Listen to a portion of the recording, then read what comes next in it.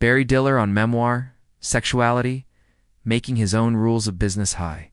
This is your host.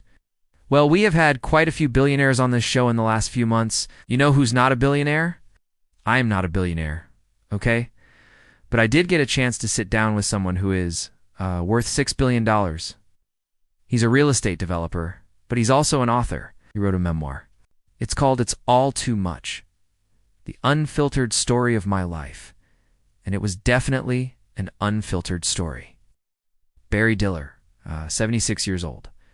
He just got back from the Hamptons after spending the summer there. His home's all over the place, including a penthouse in Manhattan.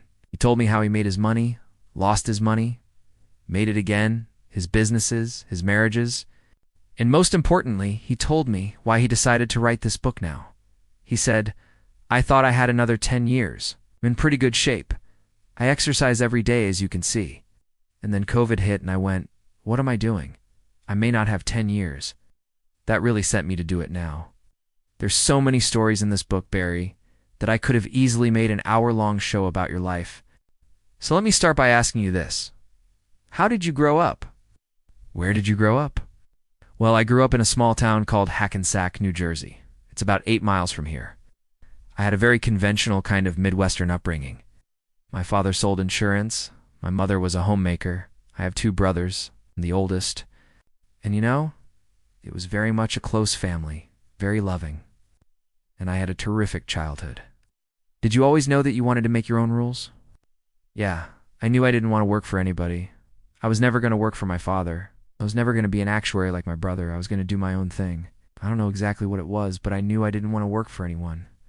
You were very open in the book about your sexuality. You came out as gay. You were married to a woman. You have children. Talk about that. Well, I think it's part of, being honest in the book. I realized that, I wasn't completely honest with myself about many things in my life, including that. And it was something that I really had buried. I'd buried it for a long time, and I think it was a mistake. I think it was very important for me to be honest about it. I mean, I'm very lucky in a way because I had 2 children and they knew and they accepted it and they were wonderful about it. My ex-wife, who's now my business partner, we remain, very friendly.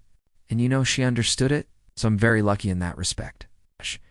If you could go back and tell young Barry any piece of advice, what would it be?